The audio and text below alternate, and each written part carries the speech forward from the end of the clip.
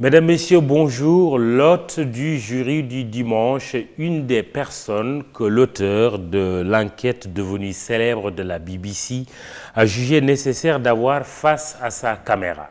Je suis choqué. C'est ainsi qu'il a réagi dans le documentaire intitulé Pétrole au Sénégal, un scandale à 10 milliards de dollars. L'homme est un acteur politique à la tête du parti Teki et député à l'Assemblée nationale sénégalaise. Il fait partie des opposants qui se montrent critiques contre la gestion du président Macky Sall, notamment des ressources du pétrole et du gaz découvertes dans notre pays. Il a été conseiller technique du Premier ministre de la République du Sénégal durant de longues années. Économiste, il a écrit un ouvrage dont le titre fait tilt dans les esprits, Le Sénégal, un lion économique, livre paru durant la présidence Abdoulaye Wade et dans lequel il soutient que le Sénégal serait encore dans les trous noirs de l'émergence. Nous lui demanderons ce qu'il pense de la situation économique actuelle du pays et nous recevons, vous l'aurez compris, Mamadou Lamine Diallo, bonjour. Bonjour Mamadou Ibra Kane, bonjour à tous vos auditeurs et téléspectateurs. On attaque la matière. Tout à fait. Le reportage de la chaîne de télévision britannique BBC continue de soulever des vagues au Sénégal quant à la gestion des contrats pétroliers. On vous a vu en bonne place dans le documentaire commentant les révélations mettant en cause plusieurs acteurs, Aliou Sall, Franck Timis, l'État sénégalais, les compagnies pétrolières BP et Cosmos Energy. Comment, en guise de témoignage, avez-vous été amené à participer à ce documentaire? C'est très simple. Vous avez omis de dire aux Sénégalais que je suis un ingénieur de l'école des mines de Paris. Avant d'être économiste. J'ai fait l'école polytechnique de Paris, j'y suis rentré en 1980 et je suis sorti de là en 82 et j'ai fait ma spécialisation dans les mines, à l'école des mines de Paris. Très bien. Et donc, j'ai quand même autorité au Sénégal à parler de ça. Il faut que ça soit très clair. Je ne suis pas un petit géologue comme Macky Sall. J'ai fait l'école des mines de Paris. J'ai le même cursus que Jacques Attali. Il faut qu'on me respecte dans ce pays-là. Ensuite, j'ai écrit depuis 3 ans, 152 ou 153, Qu'est-ce qui où j'aborde la question des ressources naturelles, la question du pétrole, du gaz, de Franck Timis. Mamadou Ibra Kane, je suis quand même le président du réseau parlementaire pour la bonne gouvernance des ressources minérales de l'Afrique de l'Ouest. Macky Sall, un petit géologue. Absolument. Qui a été directeur général de Petrosen. Vous savez, ici, les directeurs généraux les nomment n'importe comment. Ouais. Okay. Aux assises nationales, oui. On avait préconisé qu'il y ait des appels d'offres publics pour ces postes-là. Être directeur général ou être ministre ici, ça ne veut absolument rien dire. Le documentaire. J'en reviens. Je peux vous dire que c'est tout à fait légitime et normal que si BBC vient ici au Sénégal, que BBC me consulte, me demande mon opinion. Et c'est ce qui a été fait. C'est tout à fait normal. Je ne suis pas allé en Angleterre pour démarcher BBC. C'est ridicule.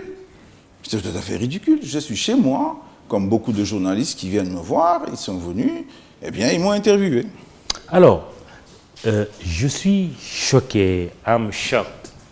Vous vous êtes exprimé même en anglais dans ce documentaire. Commentaire à la vue des documents que la journaliste vous a présentés devant la caméra. Qu'est-ce qui vous a choqué? Plusieurs choses. Je pense d'abord, quand j'ai dit ça, c'était lorsqu'ils m'ont présenté le document, l'accord pour les royalties.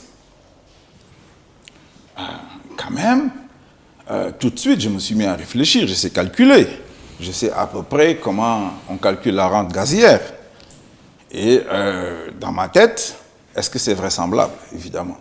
Puisque nous-mêmes, et vous le savez, nous avions travaillé sur ça quand on était à Manko Ouattou, Sénégal. On avait fait une conférence de presse pour annoncer notre marche du 14 octobre 2016. Et j'avais moi-même présenté ce mémorandum où on estimait nos pertes à 600 milliards, à peu près à 1 milliard de dollars. C'était ça. 10, c'est inacceptable. C'est inacceptable, et d'autant plus que moi-même, j'ai travaillé, disons, j'ai été à la restitution de l'étude sur les flux financiers illicites que le président Mbeki avait dirigé et qui dit qu'en Afrique, il y a à peu près 20 milliards de dollars qui quittent l'Afrique tous les ans.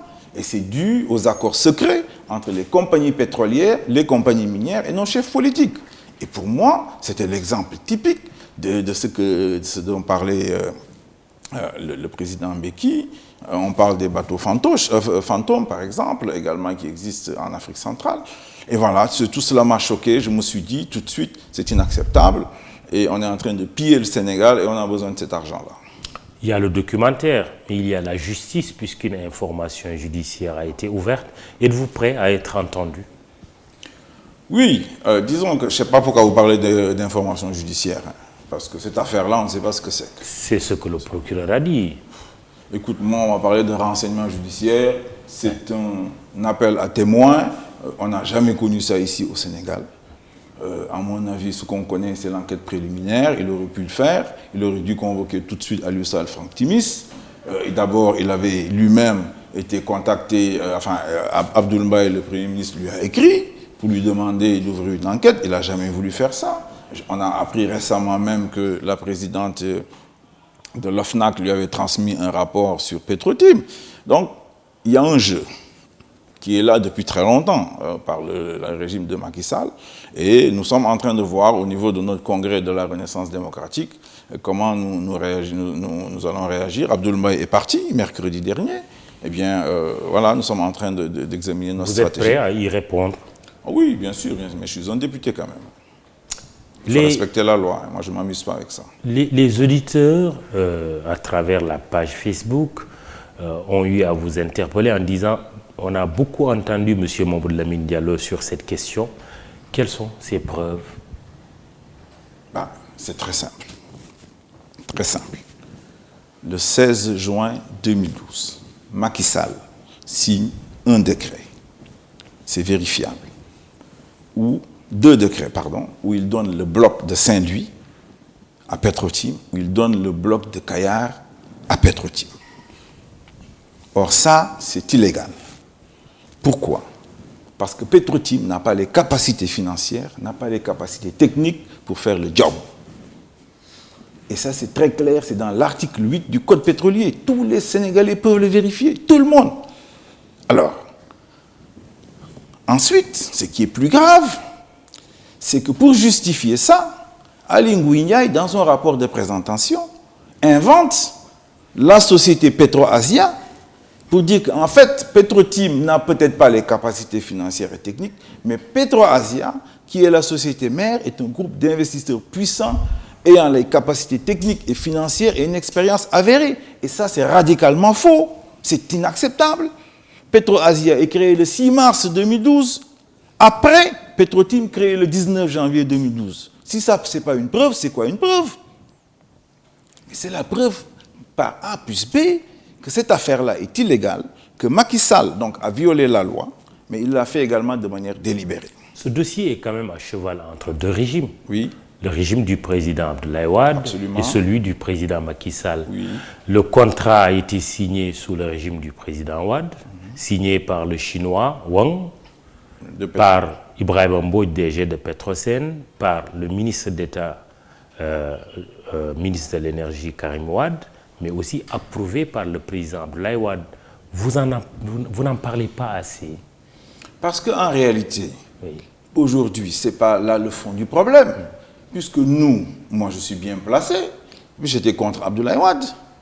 Nous avons tout fait pour qu'il parte. Sur la base du fait que nous n'étions pas d'accord sur la gouvernance du pays. Et donc, lorsque Macky Sall s'installe, ce Macky Sall avec qui nous avons été dans le M23, d'ailleurs le mot M23 vient de lui-même.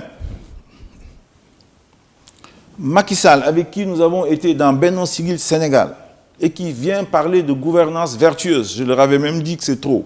On vous demande une gouvernance démocratique. C'est ce Macky Sall-là qui a la responsabilité de rendre légale cette convention, ou pas. Et il l'a rendue légale en signant les décrets.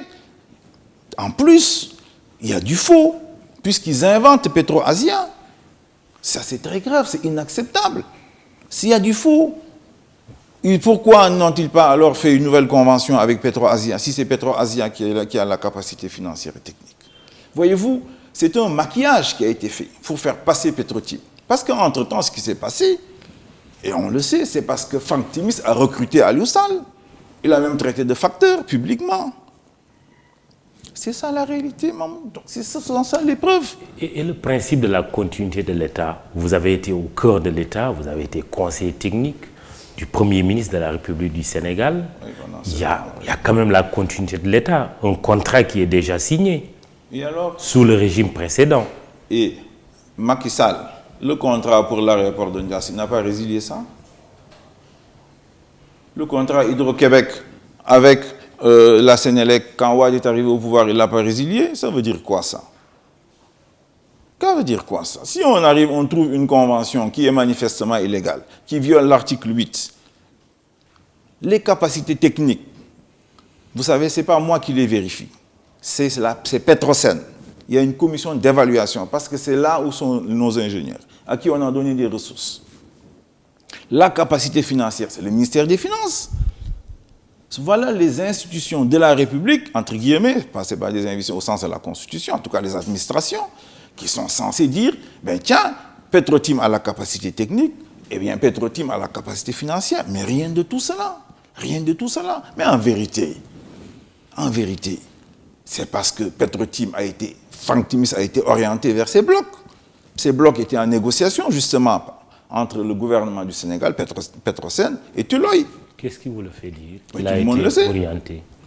Bah, écoute, ce qui me fait dire ça, c'est simple. 1.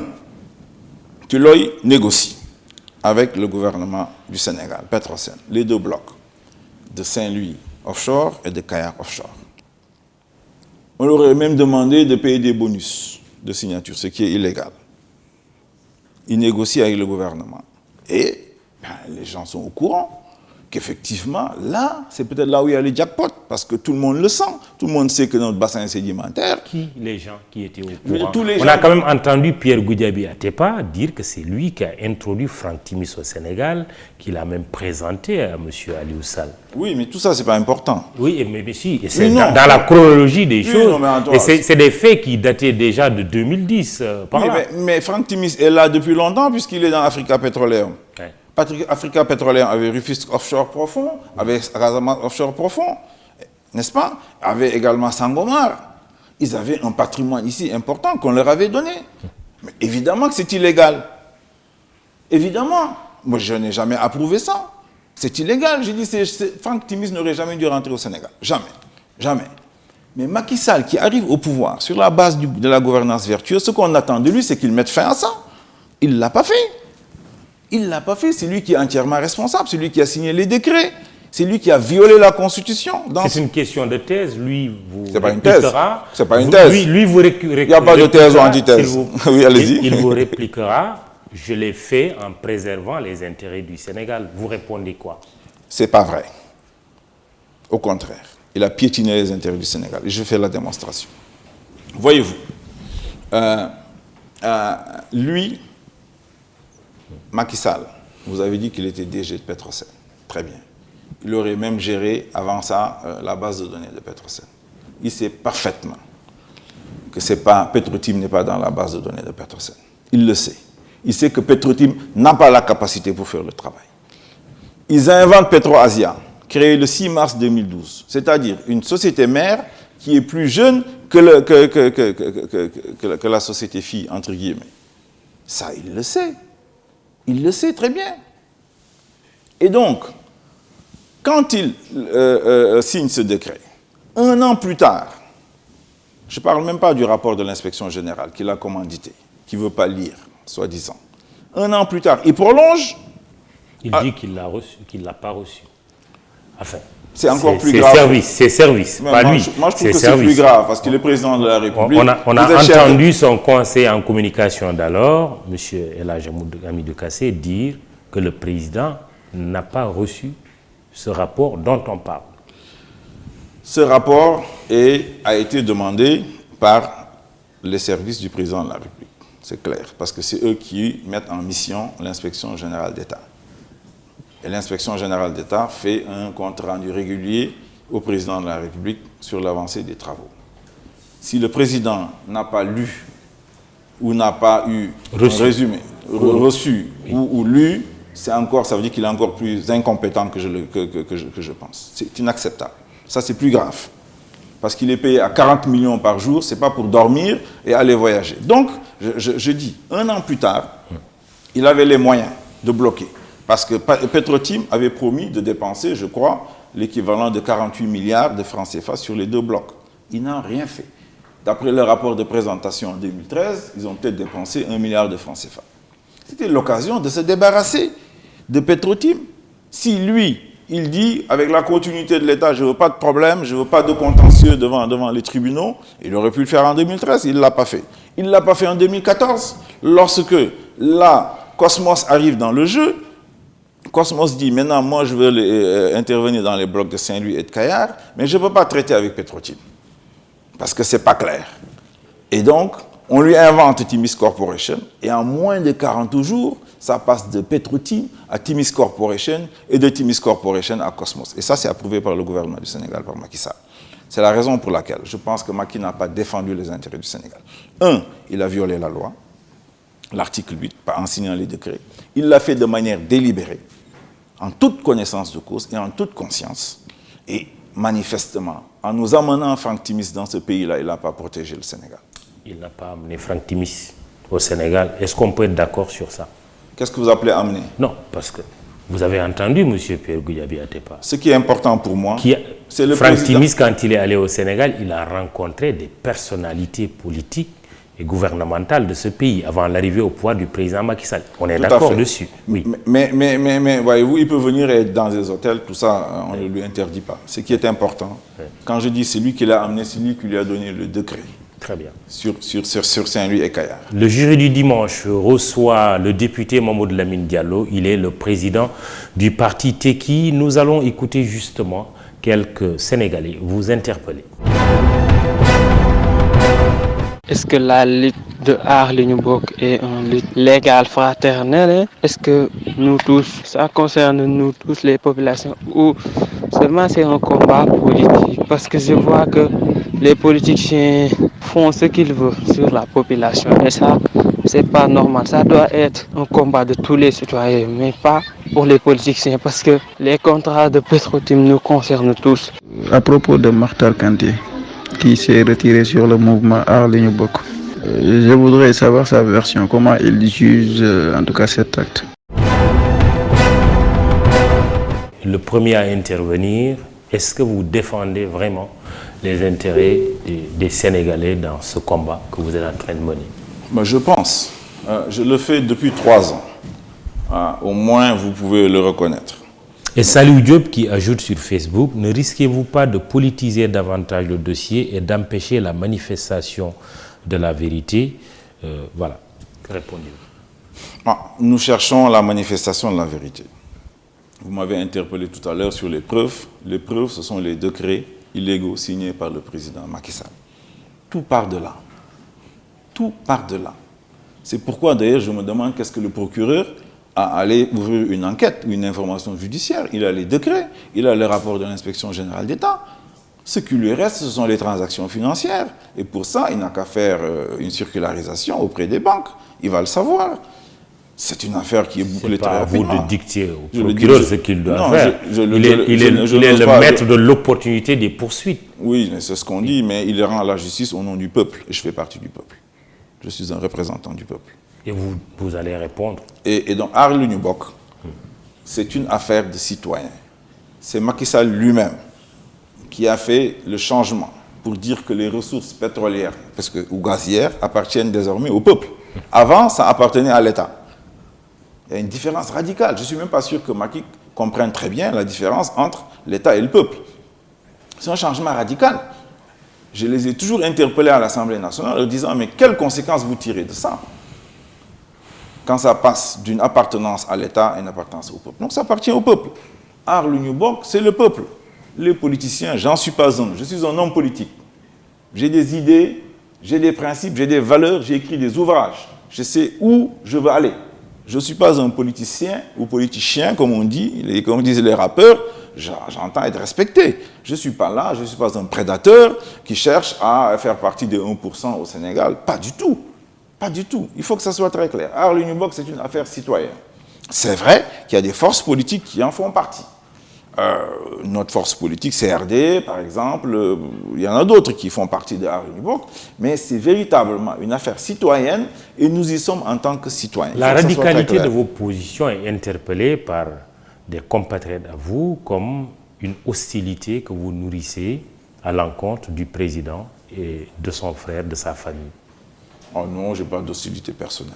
Franchement, j'ai même entendu dire que, en fait, je lui en veux parce que X, Y, Z. Pas du tout.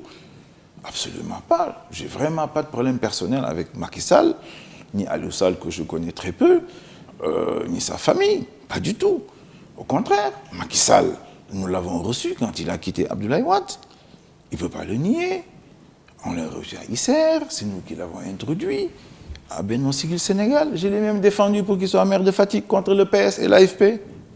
Il ne peut pas le nier. Je n'ai absolument rien contre lui. La preuve, en 2012, quand j'étais élu député, je suis allé moi-même, dans Benno Bokk Yakaar, dans le groupe parlementaire. Sur quoi fondamentalement vous vous opposez? À Macky Sall, je vais vous le dire. Macky Sall, c'est un présidentialiste. Obscur. Je ne suis pas d'accord avec le présidentialisme. J'estime que c'est très grave pour l'Afrique. On a fait l'expérience du présidentialisme. C'est une catastrophe. Ça détruit notre capital social. Je le lui ai dit. Il a supprimé le poste de Premier ministre. C'est encore plus grave. Ça renforce le présidentialisme. Macky Sall, j'ai discuté avec lui. Comme ça, nous avons échangé. Dans Benno Siggil Sénégal. Mais avec des arguments sur la table. Une relation plus directe avec le gouvernement, avec les ministres, pour plus d'efficacité. C'est pas vrai. Pour plus d'efficacité. Ouais, Mahmoud Ibra Kane, quand même, Macky Sall, il ne peut pas dire qu'il va être plus efficace s'il n'a pas de Premier ministre. C'est pas vrai. Le Premier ministre, il coordonne l'action des ministres. Ça a toujours été comme ça. Depuis Abdou Diouf, Abdou Diouf avait supprimé ce poste. Oui, ils l'ont rétabli après. Pendant de longues années. Ils l'ont rétabli après. Le présidentialisme, le président Macky Sall, il ne peut pas. Il passe son temps à voyager. Il passe son temps à aller présenter des condoléances au nom de la République, ce qu'il n'a pas le droit de faire. Comment voulez-vous qu'il soit capable de lire tout ce qui lui arrive, de pouvoir être en forme, donner des orientations, donner des instructions? Ce n'est pas possible. Ce n'est pas possible. Je le lui ai dit, ce n'est pas possible. En réalité, lui, il pense. En fait, il se pense Kagame, d'ailleurs. Je l'ai écrit dans mes Kesteki. Et Kagame, il a au moins une légitimité militaire. Avec les Tutsis, le général Park, il a une légitimité, il a gagné la guerre de Corée.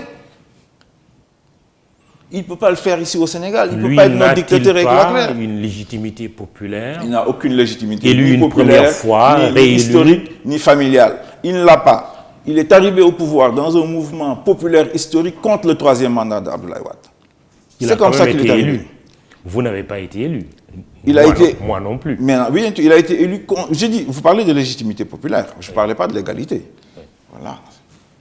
Vous parlez de légitimité. J'ai dit, il n'a pas la légitimité du général Park pour se prévaloir d'un dictateur éclairé au Sénégal. Il n'a pas cette culture pour être dictateur éclairé. Et donc, je dis, ce qui m'oppose à lui, c'est la nature de la gouvernance de ce pays. Ce n'est pas une histoire personnelle. Ce n'est pas parce que moi j'ai envie qu'il me nomme X, Y ou Z. Il sait très bien que ce n'est pas ça. On n'est pas d'accord sur ça, on n'est pas d'accord sur les politiques publiques, sur comment il faut faire les politiques économiques, sur les nominations, etc. Moi, je suis d'accord avec les assises nationales. Je pense qu'il faut appliquer les assises nationales. Mamadou Ibra Kane, quand même, vous allez me le reconnaître. Lui, il n'est pas d'accord avec ça. Donc, ce n'est pas une opposition personnelle. Il faut que ce soit très clair dans la tête des Sénégalais. Abderrahmane Agne Sylla, pourquoi, M. Diallo, vous continuez vos manifestations même après la sortie du procureur de la République? Autrement dit, est-ce que vos manifestations ne sont-elles pas un manque de confiance dans la justice de notre pays? Ben oui, la justice de notre pays, quand même, on a vu comment on a traité Khalifa Sall. Hein. La justice de notre pays, elle est ce qu'elle est. On a vu le Conseil constitutionnel lors du parrainage, quand même. le Conseil constitutionnel, qui est l'instance supérieure, a été obligé de dire quelque chose qui n'est pas vrai. Que le Conseil constitutionnel a réussi à contrôler toutes les signatures. C'était écrit noir sur blanc et tout le monde sait que c'est impossible. Voyez-vous? Et ça, évidemment, nous, le peuple manifeste, et c'est un droit. C'est dans la Constitution. C'est des manifestations pacifiques. Nous ne cherchons à agresser personne. Nous ne cherchons à effrayer personne. Au contraire, c'est eux qui cherchent à nous effrayer, à nous faire peur. Pas du tout. Le peuple doit manifester, ça fait partie de la démocratie. C'est ça qui fait... Certaines de vos manifestations ont quand même été autorisées. Laquelle? L'avant-dernière a été autorisée, par exemple. La première n'a pas été autorisée. Oui. Celle d'hier non plus. Oui. Ça fait 2 sur 3. Entre les deux, il y a ça une fait qui a été autorisée. Ça fait 2 tiers. Oui. C'est beaucoup. Alors que toutes doivent être autorisées. C'est ce que dit la Constitution. Toutes les manifestations, elles sont pacifiques. Non seulement elles doivent être autorisées, mais en plus l'État, par la police, doit les encadrer. C'est ça la vigueur de la démocratie sénégalaise. Et c'est ça qu'il nous faut dans ce pays. Les gens ne sont pas contents. Il faut qu'ils manifestent. Ils vont manifester demain quand on va augmenter. Mais quand il y a une enquête déjà en cours, est-ce qu'il ne faudrait pas aller dans le sens de... On ne va pas dormir en attendant l'appel à témoins, en attendant... D'ailleurs, vous savez, Abdoulaye est parti là-bas, ça m'a fait sourire. Et après, ce qu'il a dit, une partie est sortie dans la presse. Écoutez... Franchement, il y a un problème. Et de toute façon, les actions juridiques... On est dans un monde ouvert. Hein. Les actions... En tout cas, les actions... rien cacher. Les actions Vous réclamez la transparence. Absolument, il faut ça, c'est pas de la transparence. Ça, parce qu'on est censé, quand on leur parle, que ça reste entre eux. C'est ça que c'est ça. Très bien. Mais les actions juridiques vont continuer en Angleterre. Hein, parce que nous voulons réparation. Elles vont continuer aux États-Unis également. Justement, est-ce que ce n'est pas intriguant qu'il n'y ait pas du tout de poursuites judiciaires ou d'informations judiciaires ouvertes en Angleterre et aux États-Unis par les justices de ces pays respectifs? Quand on sait que BP, Cosmos Energy sont cotés en bourse, quand on sait également l'attachement de ces États et de leur opinion publique aux questions liées à de la corruption présumée. Ça ne vous intrigue pas, vous? Non, pas du tout. Je crois savoir qu'il y a des enquêtes qui sont en cours. Peut-être que vous n'êtes pas informé. Ah ouais? Ah, bien sûr.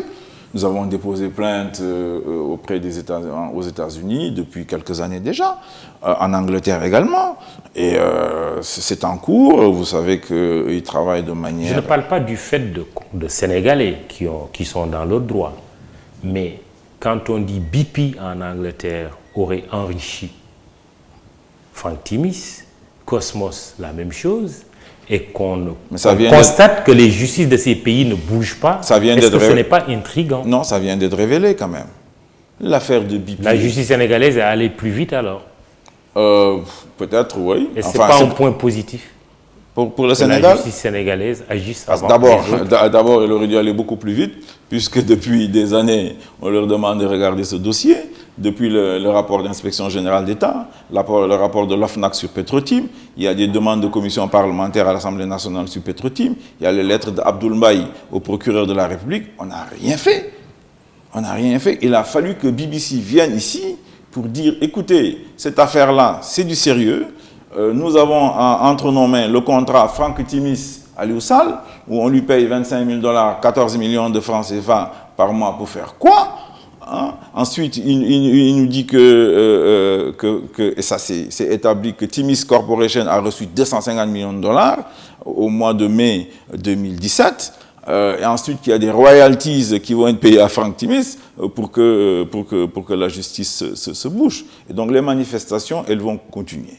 Les manifestations, elles seront pacifiques parce que c'est le peuple à qui appartiennent les ressources. Et ce peuple a été spolié. Permettez que je rappelle que vous suivez l'émission Le Jury du dimanche sur iRadio et ITV. Votre plateforme à Lignoubok s'est rendue chez l'ancien président de la République il y a quelques jours. Dans la foulée, il a appelé le président Abdoulaye Wade, bien sûr, les militants de son parti à se joindre à la manifestation de vendredi qui a été finalement interdite. Pourquoi son implication est importante pour vous? Ah, moi, je n'en sais rien. Hein. Ça, c'est ceux qui dirigent Lignoubok. Moi, je ne fais pas partie du comité d'initiative. Hein. Ils sont tout à fait libres. Moi, je ne suis pas... Vous n'auriez pas rencontré le président Wade sur ce dossier? Ah si, je dois le rencontrer d'ailleurs pour parler de ça, pour parler du groupe parlementaire, etc. Puisque nous sommes ensemble dans le même groupe parlementaire à l'Assemblée nationale. Mais pour moi, ce n'est pas gênant. Ce n'est pas gênant. En vérité, ce que vous voulez dire, c'est que c'est lui qui a signé le contrat avec Petrotim. Je pense que personne ne le nie. Mais celui qui rend légal ce contrat et qui avait les moyens de l'annuler et qui ne l'a pas fait, parce que son frère est impliqué là-dedans avec Franck Timis, c'est bien le président Macky Sall. Vous l'avez tout à fait compris, parce que je crois que l'aspiration aujourd'hui de vous, de tous les Sénégalais, c'est la manifestation de la justice. C'est que justice soit faite. Les deux présidents, de la vérité, je voulais dire, Oui. les deux présidents ayant eu à gérer ce dossier, l'actuel, Macky Sall, et son prédécesseur Abdoulaye Wade, sont protégés par ce qui est appelé en droit l'irresponsabilité juridique dans leur acte de gouvernance, à l'exception de ce qui relève de la haute trahison, qui n'est d'ailleurs pas clairement définie. Ils bénéficient dans ce cas de figure du privilège de juridiction et ne sont passibles que de la haute cour de justice. L'appel à témoins lancé par le procureur devrait-il ou ne devrait-il pas les concerner? En tout cas, moi, ce que je pense, pour ce qui est de la haute trahison, vous dites que ce n'est pas bien défini. Mais au moins en France, on emprunte beaucoup à la jurisprudence française. C'est pas moi, c'est pas de ma faute. En France, les juristes ont l'habitude de dire que c'est un fourre-tout. Je fais allusion à cela. Oui, mais... Est-ce que l'appel à témoins devrait concerner les deux présidents? Mais l'appel à témoins concerne les témoins. Les témoins qui vont y aller, ils y vont, ils disent ce qu'ils pensent. Mais à mon avis, ce qui est clair, c'est que Mamoudou, haute trahison, c'est quand on viole la loi. Macky Sall l'a fait avec l'article 8. Ça, c'est indiscutable.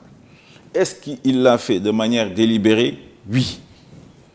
Parce que PetroAsia a été ramené dans le dossier, créé le 6 mars, et Ali Ndiaye a écrit quelque chose de radicalement faux en prétendant que PetroAsia avait les capacités financières et techniques et une expérience avérée, ce qui est faux, ce qui est pas vrai, n'est-ce pas? En 2013, il a prolongé. Donc, délibéré. Ensuite, il a manqué à ses engagements de protéger le Sénégal contre Franck Timis. Ça, c'est Macky Sall, c'est pas Abdoulaye Wade. Oui, est-ce que le témoignage de l'ancien président ne pourrait-il pas être utile? Ah, pourquoi pas? Je pense qu'il peut peut-être dire dans quelles conditions il a signé la convention avec Petrotim. Qu'est-ce qu'on lui a présenté comme dossier? Vous le dites sérieusement? Bien entendu, bien entendu. Moi, je n'ai pas de problème avec ça. Je peux lui poser la question. Mais parce que moi, je suis libre et indépendant. Je suis, moi, le seul ici qui peut dire à Abdoulaye Wade, je ne t'ai jamais demandé de poste, je ne t'ai jamais demandé d'argent, je ne t'ai jamais demandé une intervention. Clair, net et précis. Je ne fais pas partie des gens comme Macky Sall que Abdoulaye Wade a créé. Mamoudi Braka. Le mot n'est pas fort. Je me suis fait tout seul, c'est lui qui l'a dit. Je me suis fait tout seul. Je me suis battu. J'ai fait l'école polytechnique de Paris, orphelin. Je ne suis pas comme Macky Sall. Je travaille dur. Et donc, si je suis devant Abdoulaye Wade, je peux lui poser la question. Voilà. Imam Kanté, c'est le deuxième intervenant tout à l'heure qui a quitté votre plateforme Aar Li Ñu Bokk. Votre commentaire? Je le respecte. Il me fait prier à la mosquée du Point-E. C'est mon imam. Donc, moi, je ne peux rien dire sur mes imams. Il s'est engagé à Aar Li Ñu Bokk, je pense. Je crois, après, il a dit que lui, il estimait que peut-être la façon dont Aar fonctionnait ne lui convenait pas.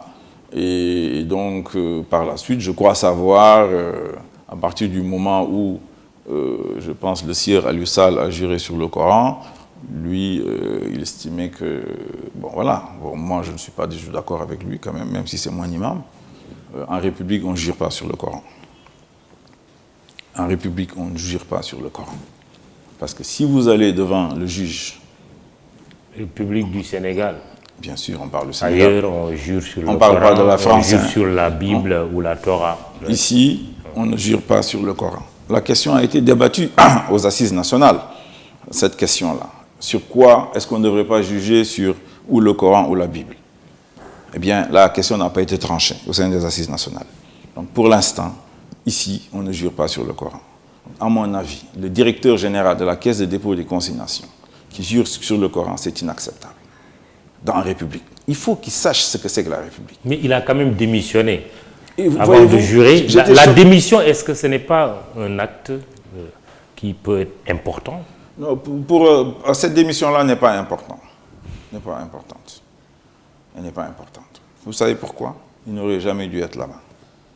Son frère a dit qu'il n'allait jamais le nommer par décret. Il l'a nommé par décret à la tête de la CDC. Donc pour moi, c'est un non-événement. Je répète, la République, c'est important. Le président de la République, à la Korité, quand il parle, c'est le président, l'institution qui parle. L'institution président de la République n'a pas de frère. Il faut que les Sénégalais le comprennent. Et pourtant, Il n'y a pas de frère. dans le discours aussi de ceux qui luttent pour la manifestation de la vérité, on dit le petit frère du président de la République. Moi, je ne le dis pas. Moi, je ne le dis pas. Je parlerai du directeur général de la CDC. Je parlerai du maire de Guédiawaye. S'il démissionne de la mairie de Guédiawaye, là, ce serait un acte important. S'il démissionnait de la présidence de l'Association des maires du Sénégal, ce serait un acte important. Il doit le faire. Parce que s'il avait dit aux gens de Guédiawaye qu'il travaillait pour Franck Timis, personne n'aurait voté pour lui.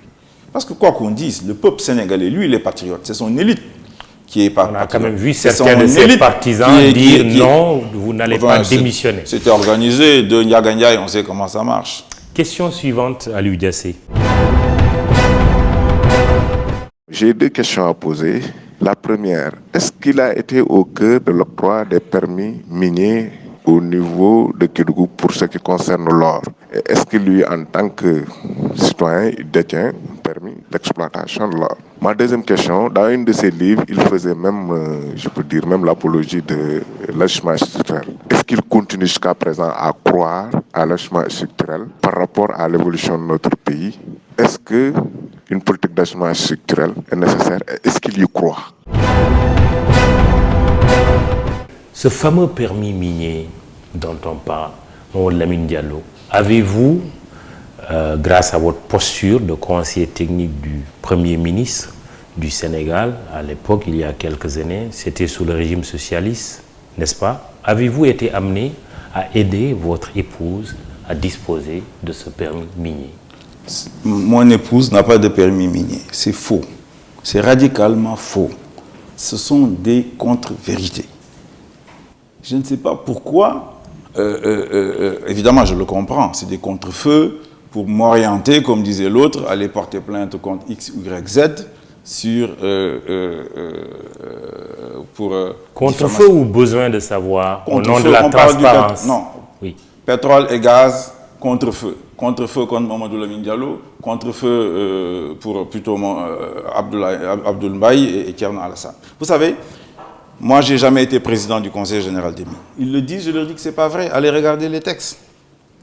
Donc, ils disent que j'ai donné tout l'or du Sénégal à ma femme. Mais c'est ridicule. Sabodala ne m'appartient pas. Mako est en train de produire.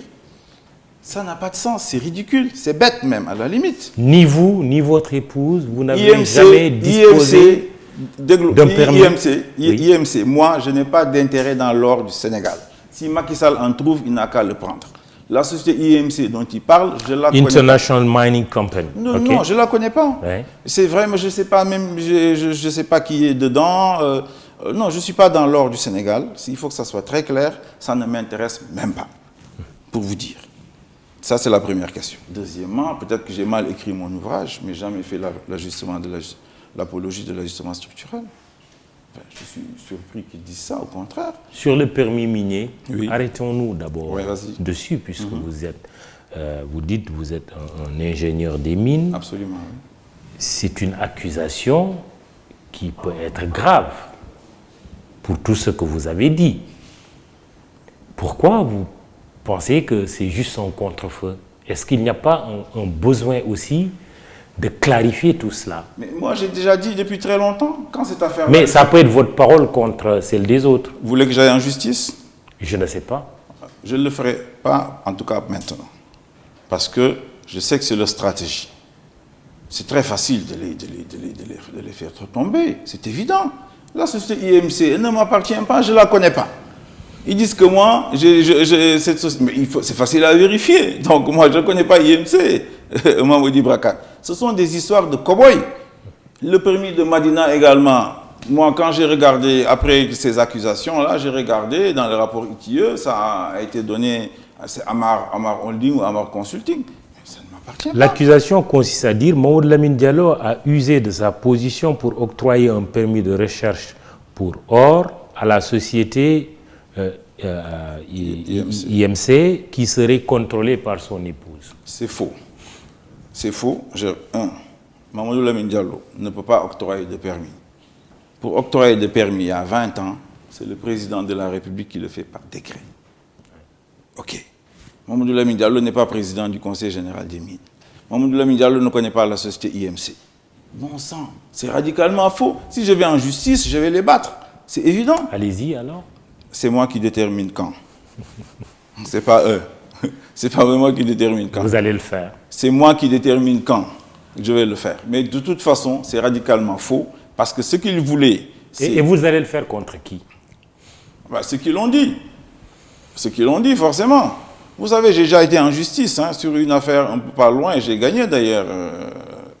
J'avais contre-attaqué justement avec le DG du port, l'ancien DG qui m'avait amené en justice, qui disait que je l'avais diffamé parce que j'avais dit qu'il avait une ambition présidentielle. Donc, cette affaire-là, à mon avis, doit être dépassée. Mamadou Lamine Diallo ne connaît pas IMC. Mamadou Lamine Diallo n'est pas impliqué dans IMC. Rien du tout. Je n'ai pas d'intérêt dans l'or. Si Macky Sall trouve que j'ai de l'intérêt dans l'or, il n'a qu'à le prendre. Je ne suis pas dedans. Je suis dans le privé d'ailleurs, pour tout dire. Mais ça ne m'intéresse pas. Ce qui m'intéresse, c'est d'écrire des ouvrages. Vous seriez un défenseur des politiques d'ajustement structurel? Je découvre ça.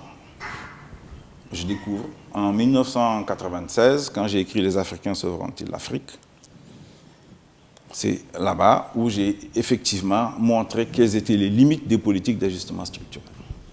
Donc c'est radicalement le contraire de ce que je pense. J'ai quitté la Banque mondiale, une des raisons. L'autre raison, c'est que je devais venir travailler ici pour aider mon pays qui devait faire face à la dévaluation du franc CFA. Et je connaissais un peu le calcul des taux de change effectifs réels. Et donc, moi, toute ma trajectoire économique, c'est de montrer que ça ne marche pas chez nous. Donc je ne vois pas comment il peut dire que moi je défends les politiques d'ajustement structurel. Il m'a peut-être mal compris. Je pense que ce qu'il veut dire par là, je disais que les politiques économiques de Macky Sall poursuivies depuis quelques années allaient aboutir à un ajustement des finances publiques, à un ajustement structurel qui ne dit pas Quel est votre avis aujourd'hui? Oui, j'ai raison sur eux, j'ai raison sur ça. On est sous ajustement là? Absolument. Ah oui, qu'est-ce qui vous le fait dire? Parce qu'il est en train de couper les dépenses publiques. Il ferme les consulats, il va fermer les agences, il va couper les dépenses publiques. Rationalisation? Non, ce n'est pas de la rationalisation.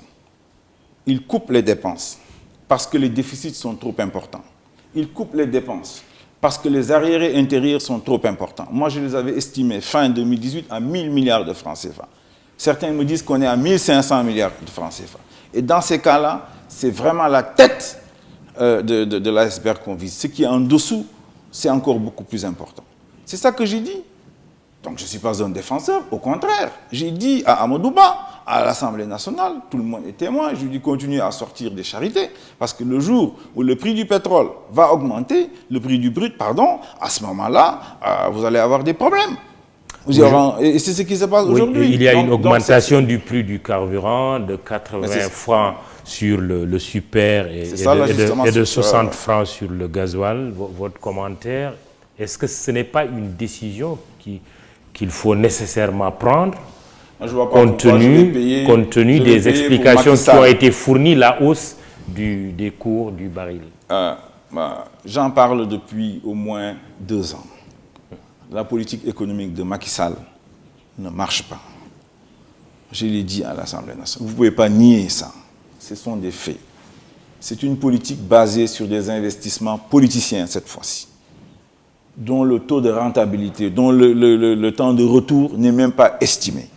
Les 65 milliards des cités ministérielles, le centre Abdou Diouf, et j'en passe. Mais avant cela, quand on construit, on termine les travaux de AIBD. Il l'a fait trop tard. Quand on construit le TER, il a Touba et d'autres infrastructures. Vous savez, ce n'est pas des investissements nécessaires? Mamadou Ibra Kane, ce qu'il faut comprendre dans la politique économique des investissements, il y a un problème de rythme. C'est fondamental. Macky ne comprend pas ça, mais au moins je pense qu'au ministère des Finances, de l'économie, il y en a qui comprennent ça. Un problème de rythme. Par quoi on commence? Est-ce que ces investissements-là, leur rentabilité, c'est à court terme, 18 mois, ou moyen terme, 5 ans, long terme, 15, 20, 25 ans? Il faut que ça soit très clair dans votre tête. Ce n'était pas clair dans la tête. Mais c'est des infrastructures qui auraient dû être réalisées depuis très longtemps. Vous avez été conseiller d'un Premier ministre. Est-ce que le Sénégal n'a pas accusé un retard à rattraper dans ce domaine? Mamadou Lamine Diallo, en toute objectivité. En toute objectivité, vous savez, je vous ai dit, c'est un problème de rythme. Le problème des infrastructures se pose, bien entendu. Si vous voulez faire l'histoire de l'économie du Sénégal, on peut faire ça. Comment on est rentré en ajustement structurel dans les années 80 et comment on en est sorti avec l'achèvement, le point d'achèvement vers 2005-2006. Mais ça va nous prendre trop de temps et ce n'est pas important. Ce qui est important, c'est que les investissements sont mal orientés au Sénégal. J'ai toujours critiqué ça à l'Assemblée nationale. Vous auriez fait quoi? Qui ça, moi? Si j'étais à la place de Macky Sall, moi j'aurais d'abord appliqué les conclusions des assises nationales. Il faut régler le problème du capital social dans nos pays. Et puis, parfait, le Sénégal émerge, se développe. Non, j'ai écrit un livre là-dessus quand même. Vous l'avez lu, vous m'avez interrogé là-dessus. C'est beaucoup plus précis. J'ai pris les secteurs, les filières, j'ai dit ce que j'en pense. Ouais. Donc, vous ne pouvez pas me mettre en parenthèse comme ça. On me dit, allez-y. N'est-ce pas? Donc, je vous dis, le capital social est fondamental. Ce sont les institutions solides et légitimes auxquelles les Sénégalais croient. Ça, je vous l'ai dit. Ça, c'est important, c'est fondamental. La refondation des institutions, c'est une des conclusions majeures des assises nationales. J'y crois. Macky Sall ne croit pas à ça. Deuxièmement, en ce qui concerne les investissements, quand les Macky sont arrivés au pouvoir, moi je leur ai dit, il faut commencer par terminer Niass. Vous avez mis 300 millions d'euros à Niass, par là qu'il faut commencer. Le centre Abdou Diouf, ce n'est pas nécessaire. Justement, il y a une question de rythme et de priorité. Parce que c'est ça qui va influer après sur l'endettement de l'État, sur la capacité de l'État à payer ses dettes. Et quand on n'arrive pas à le faire, c'est ce qui est arrivé avec Macky Sall et son régime, il accumule des arriérés, c'est-à-dire qu'il doit 300 milliards à la Sénélec, je ne sais pas combien aux pétroliers, au BTP, etc. Et aujourd'hui, il dit aux populations sénégalaises, vous allez vous serrer la ceinture pour payer. C'est ça l'ajustement. C'est ça l'ajustement structurel, c'est ce qui est en train d'être fait aujourd'hui. Moi, je ne suis pas un partisan de ça, c'est Macky Sall qui nous a amenés là-dedans. Loi de finances rectificative, vous êtes député justement, loi qui est votée ce dimanche. Il y a un déficit de recettes constaté par l'État de 100 milliards de francs CFA, mais aussi il y a eu la suppression du poste de Premier ministre, tout cela qui justifierait, plus maintenant des éléments exogènes. Est-ce que c'est une LFR qui se justifie à vos yeux? Techniquement, oui. Oui. Parce que de toute façon, le budget tel qu'il avait été présenté en 2018, pour 2019, les paramètres ne sont plus d'actualité. C'est évident. Oui. Et donc, il ne peut pas faire des virements, des crédits sur des montants aussi importants. Il ne s'empêche d'ailleurs pas de le faire, hein, Macky Sall. C'est lui-même qui décide des virements, des crédits. Vous allez la voter? Jamais de la vie. Jamais. Pourquoi? Ah non, d'abord, c'est moi... Puisque techniquement, ça se justifie. Oh non, quand même, moi, c'est politiquement que j'interviens. Je ne vais pas cautionner la politique d'ajustement structurel de Macky Sall. Il en est responsable. Quand même, je les ai prévenus depuis des années. J'ai écrit, j'ai défendu mes positions à l'Assemblée nationale. Ça, quand même, c'est public. Mais est-ce que ce n'est pas une démarche responsable quand on constate qu'il y a une masse salariale qui est pesante, un service de la dette qui est également pesant, un déficit de 100 milliards des recettes? Ça, c'est logique, non? Qu'est-ce qui est logique là-dedans? Qu'est-ce qui a créé ça? Pourquoi la masse salariale, elle est à ce niveau-là? Pourquoi la dette à ce niveau-là? Je vous renvoie vos questions. Oui, c'est parce que je vous ai dit, la politique économique de Macky Sall n'est pas bonne. Et je ne le dis pas maintenant, parce qu'on est arrivé face au mur. Je l'ai dit il y a très longtemps. Est-ce qu'on est toujours dans les trous noirs de l'émergence? Avec Macky Sall, oui. C'est évident. Il n'est pas du tout vers l'émergence. L'émergence, c'est la croissance de la productivité.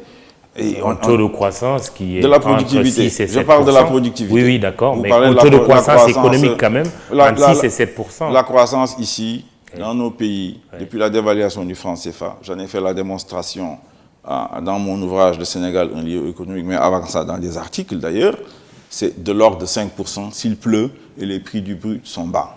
C'est ça la réalité sénégalaise et c'est porté par quoi? Le BTP, le commerce, les télécoms, etc. Et ça ne crée pas beaucoup d'emplois. Voilà la situation. Maintenant, si vous y rajoutez des investissements publics soutenus par la Chine ou la Turquie ou par un endettement massif, vous pouvez avoir un point de croissance. Mais ça, c'est tout à fait artificiel.